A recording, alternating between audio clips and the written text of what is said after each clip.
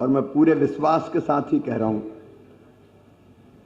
कि भारतीय जनता पार्टी फिर से भारी बहुमत से मध्य प्रदेश में सरकार बनाने वाली है। लेकिन एक बात मैं तकलीफ के साथ आपके सामने रख रहा हूं। राहुल गांधी जी,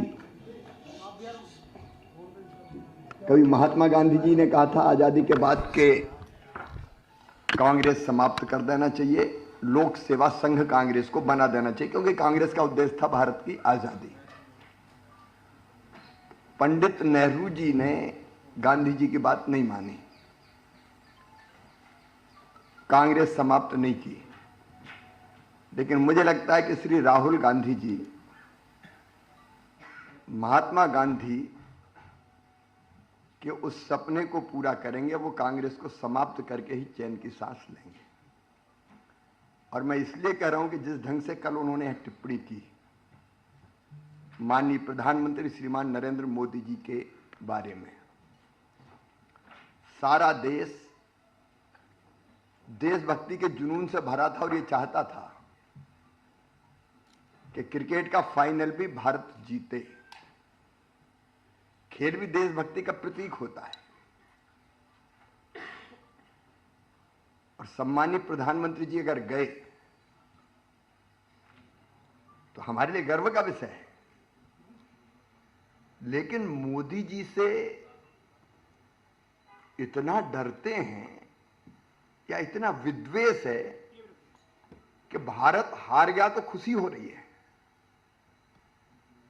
और फिर मोदी जी टिप्पणियां कर रहे हैं, जाको प्रभु दारुण दुख देही, बाकी मति पहले हर ले।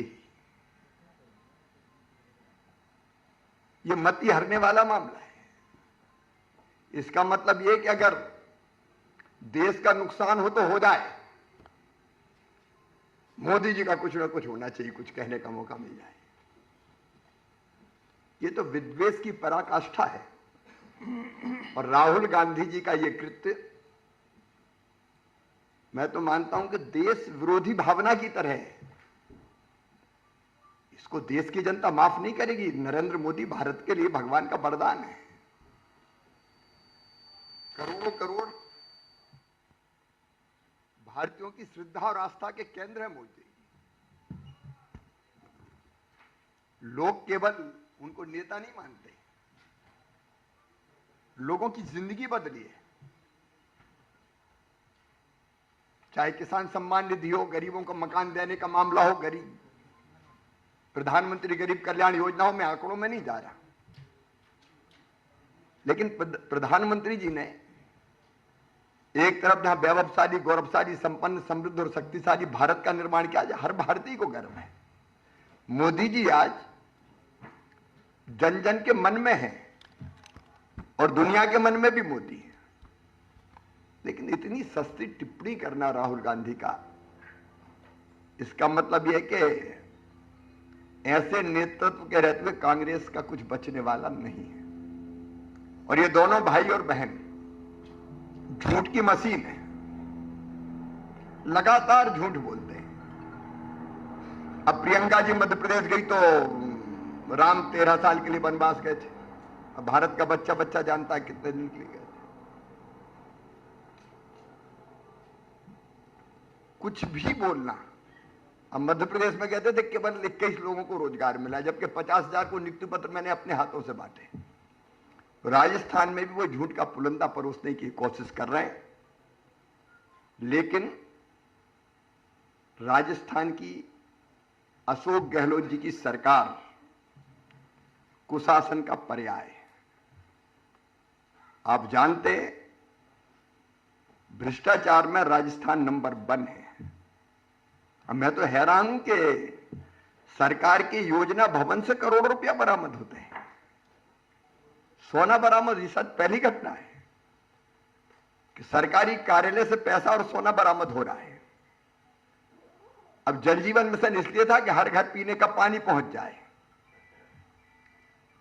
लेकिन लगभग 20,000 करोड़ का जल जीवन घोटाला यहां हो गया। 5 साल में 11 लाख अपराधों का रिकॉर्ड। साइबर क्राइम में राजस्थान नंबर 1। और सांप्रदायिक दंगे, मैं मध्य प्रदेश से आता हूं, क्या मजाल कि एक सांप्रदायिक दंगा हो जाए, कोई आंख उठा के देख ले। शांति का टापू है मध्य प्रदेश, लेकिन यहां दंगों की आग में झोंक दिया पूरे राजस्थान को। और जितने वादे किए थे, मुझे तो आश्चर्य होता, मध्य प्रदेश में भी इन्होंने कहा था सब किसानों का कर्जा माफ करेंगे, नहीं किया। यहां भी कहा था किसानों का कर्जा माफ। 19,422 किसानों ने अपनी जमीनें खो दी, नीलाम कर दी इसी सरकार ने। बेरोजगारी भत्ता देंगे, केवल नाम मात्र का कह के और खत्म कर दिया। एक भी वादा में जाना नहीं चाहता बहुत विस्तार में। यहां फसलों को भी न्यूनतम समर्थन मूल्य पर खरीदा नहीं गया। अब बाजरा या मिट्टी के मोल बिकाए। मध्य प्रदेश हो, हरियाणा हो, हमने मिनिमम सपोर्ट प्राइस के ऊपर मिनिमम सपोर्ट प्राइस पर खरीदने का काम किया है। बहन और बेटियों के सम्मान के साथ यहां खिलवाड़ हुआ है। और यहां के मंत्री ऐसी टिप्पणियां करते हैं कि मुझे तो कहने में भी शर्म आती है। तुष्टीकरण राजस्थान की सरकार का मूल मंत्र रहा है। हिंदू त्योहारों पे धारा 144 लगा देना, शोभा यात्राओं पर प्रतिबंध लगा देना, और पूरा देश हैरान था कि कन्हैया लाल जी की गर्दन काट के ले गए आतंकवादी। अपराधों का गढ़ इनने बनाया है। इसलिए राजस्थान विकास की दौड़ में बुरी तरह पिछड़ गया, भ्रष्टाचार का गढ़ बन गया। आज की सरकार को देख के लोग शर्म से सिर झुका लेते हैं कि ये बेशर्म सरकार केवल 4.5 साल रिसोर्ट में ही रही और अंतिम 6 महीने में निकल के आया अशोक गहलोत, अब ये भी दे दूंगा, अब ये भी दे दूंगा, अब ये भी दे दूंगा। एक फर्क है मित्रों, मध्य प्रदेश में जो हमने कहा किया, अगर हमने कहा कि लाडली बहना योजना, तो 1,32,00,000 बहनों के खाते में हर महीने पैसा पहुंचा। यहां कहते रहे किया कुछ नहीं। और इसलिए मुझे पूरा विश्वास है कि राजस्थान में भारी बहुमत के साथ भारतीय जनता पार्टी फिर से लौट के आ रही है।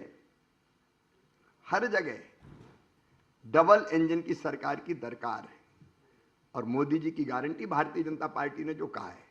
अब मध्य प्रदेश में हम 6,000 अगर प्रधानमंत्री किसान सम्मान निधि में मिलता है तो 6,000 रुपया मुख्यमंत्री किसान कल्याण योजना के अंतर्गत देते हैं। 12,000 मध्य प्रदेश में मिल रहा है किसानों को, आज से नहीं 3.5 साल पहले से मिल रहा है।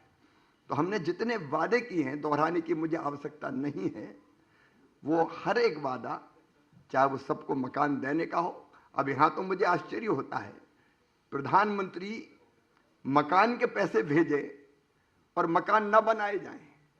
आश्चर्य होता है। तुम्हारा क्या जाता था गहलोत जी, अगर गरीबों को छत मिल जाती तो। केंद्र की योजनाओं का ढंग से क्रियान्वयन किया ही नहीं और कई योजनाओं का वाहवाही लेने के लिए नाम बदल दिया गया। इस कुशासन से राजस्थान की जनता बुरी तरह से त्रस्त है, परेशान है।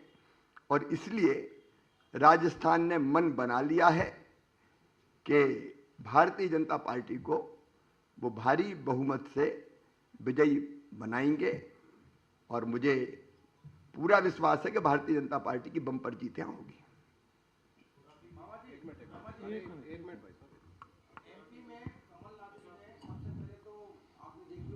एक एक करके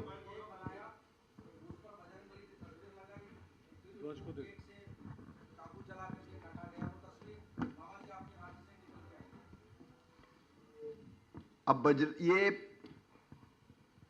कांग्रेस के नेता केवल चुनावी हिंदू होते हैं। मध्य प्रदेश में बड़ी कोशिश की उनने, लेकिन ढोंग में और वास्तविकता में अंतर होता है, इसलिए वो केक काटते हैं। शिवराज जी, एक वीडियो जारी होता है मुख्यमंत्री की तरफ से, उसमें कहा जाता है कि अगर योजनाओं का लाभ लेना अगर आपको चाहिए तो एक वोट की कीमत समझिए, नहीं तो आपको योजनाओं का लाभ नहीं मिलेगा। ये मुख्यमंत्री की तरफ से कहा जाता है।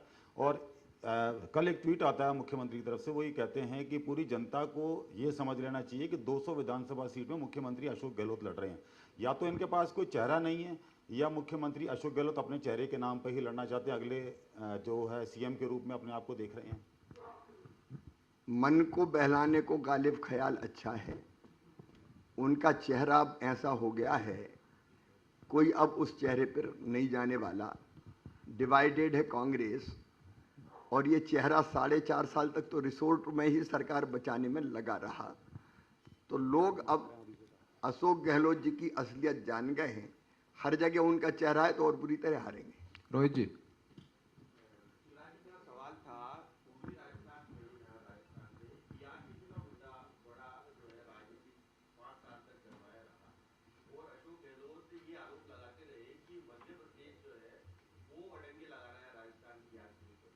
मैं अशोक गहलोत जी से पूछना चाहता हूं, कभी एक बार उन्होंने पहल की कि दोनों राज्यों के मुख्यमंत्री बैठ के मामले को सुलझा लें? कैन और बेतवा का मामला था, उत्तर प्रदेश मध्य प्रदेश के मुख्यमंत्री केंद्र सरकार बैठी, मिलकर हमने समाधान निकाल लिया। और आज मैं फिर कह रहा हूं, यह भारतीय जनता पार्टी की सरकार बनेगी, दोनों राज्य सरकार बैठेगी और दोनों राज्यों के हित में फैसला करेगी। हम सब भारत मां के लाल, भेदभाव का कहां सवाल। राजस्थान को भी पानी मिलना चाहिए, मध्य प्रदेश को भी पानी मिलना चाहिए, और सद्भाव के साथ समस्या का समाधान करना चाहिए। एक पहल कभी अशोक गहलोत जी ने नहीं की। सौरभ जी,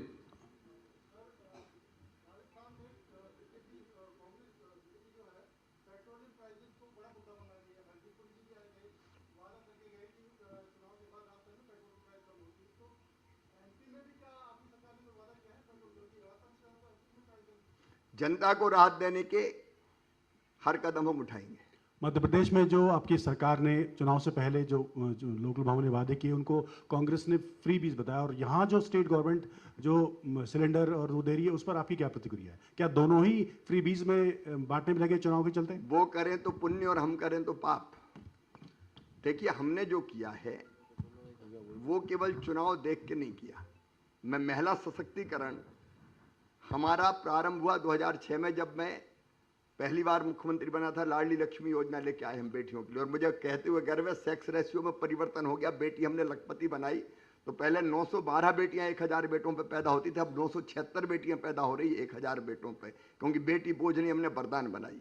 मध्य प्रदेश पहला राज्य था जिसने 50% रिजर्वेशन स्थानीय निकाय के चुनाव में महिलाओं को दिया। मध्य प्रदेश पहला राज्य था जिसने पुलिस में 30% रिजर्वेशन बेटियों को दिया पुलिस की भर्तियों में। मध्य प्रदेश पहला राज्य था जिसने 50% टीचर्स की नौकरियों में बेटियों को रिजर्वेशन दिया। ओवरऑल 35% रिजर्वेशन हमने ओवरऑल सरकारी नौकरियों में केवल वन विभाग की छोड़ के बेटियों को देने का काम किया। मध्य प्रदेश पहला राज्य था जिसने योजना बनाई कि बेटा बेटी के जन्म के पहले 4000 और जन्म के बाद 12000 रुपया गरीब बहन के खाते में डाला जाएगा, ताकि वो थोड़ी देर कुछ दिनों तक आराम करे और बेटा बेटी को पोषक आहार भी मिल सके। एक नहीं, पूरी श्रृंखला है मध्य प्रदेश में महिला सशक्तिकरण की। लाडली लक्ष्मी से लाडली बहना तक, और लाडली बहना के बाद अब लखपति बहना हमारा अभियान है। हम हर गरीब बहन को, मैं पूरी जिम्मेदारी के साथ कह रहा हूँ, लखपति बनाएंगे, मतलब साल में उसकी आमदनी 1 लाख रुपया से ज्यादा हो। उस अभियान को हमने प्रारंभ किया है। ये फ्री बीज नहीं है। अगर हम लाडली लक्ष्मी बेटी को पढ़ाई के लिए पैसा देते हैं, 5वीं पास करके 6वीं में जाए तो 2000, ये फ्री बीज नहीं है। ऐसी अनेकों चीजें जो माँ बहन और बेटी की जिंदगी बदल दे, या किसान की जिंदगी बदल दे, या गरीब की जिंदगी बदल दे, तो ये फ्री बीज नहीं है, फ्री भी नहीं है। ये फ्री वो होता है जो आप चुनाव देख के कुछ डालने की कोशिश करते हैं। विष्णु जी, आपने कहा कि एमपी में बहुत सारी योजनाएं चल रही है, राजस्थान सरकार भी यही दावा कर रही है। उसके अलावा यहाँ गारंटी दे रही है कि वो वापस ये जो चीजें दे रहे हैं उनके वापस सत्ता में आने का ख्वाब देख रही है। क्या आपको लगता है कि दोनों ही राज्य, दोनों में चुनाव है? आपने तो दावा किया कि दोनों ही जगह सत्ता में आने हैं, लेकिन वो कह रहे हैं कि अगर सत्ता में थोड़ा बहुत अंतर रहता है तो कहीं ना कहीं चुनाव में वो प्रभावित करके और वोट खरीद लेते हैं। देखिए, दोनों राज्यों में एक अंतर है। हमने कोई भी चीज चुनाव के समय नहीं की, चुनाव की काफी पहले से। अब जैसे किसान सम्मान निधि हम दे रहे हैं तो 3.5 साल पहले से दे रहे हैं, तब कोई चुनाव नहीं थे। और हमने जो कहा है वो करके दिया है, अकाउंट में पैसा आया है। यहाँ केवल झूठी घोषणाएं हुई है।